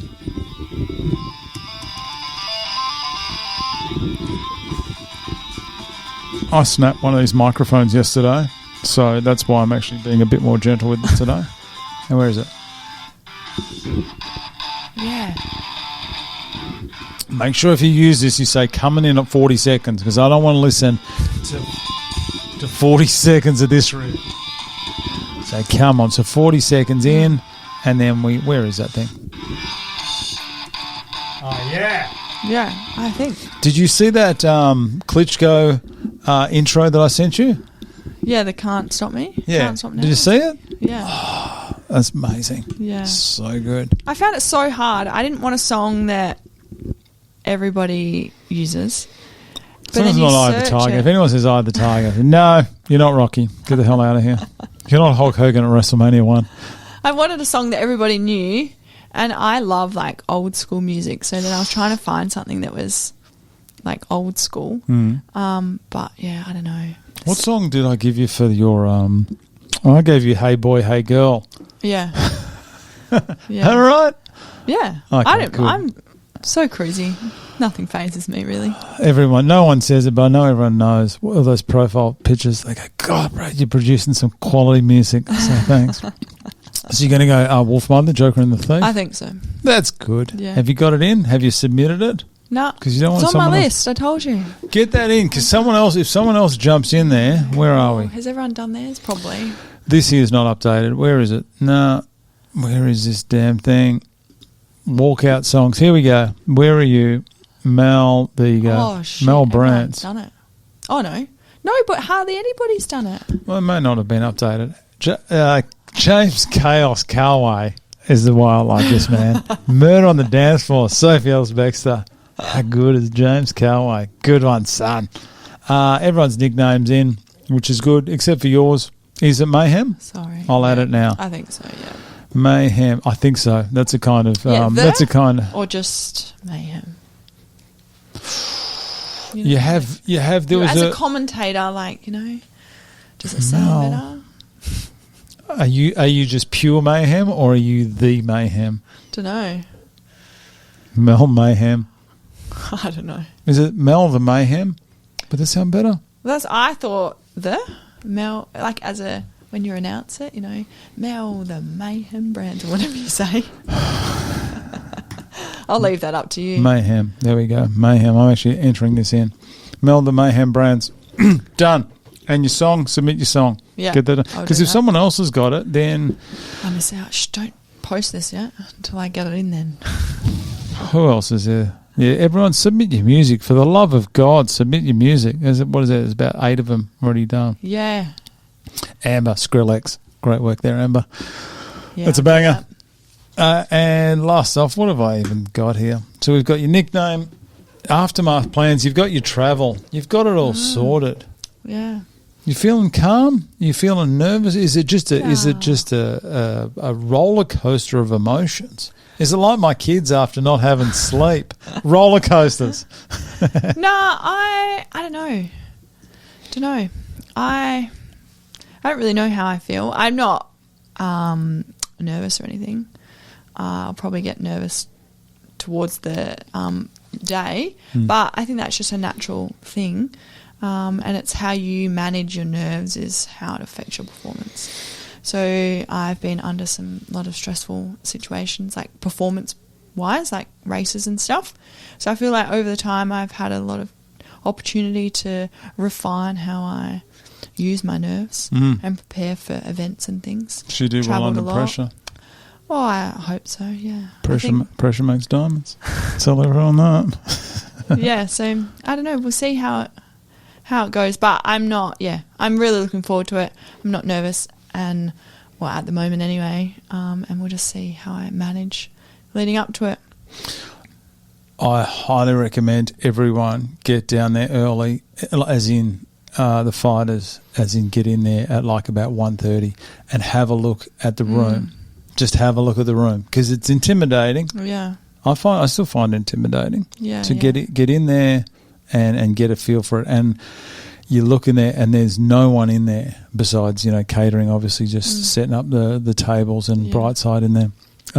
But yeah, it is. It's quite daunting. And then when you come out and then there's full.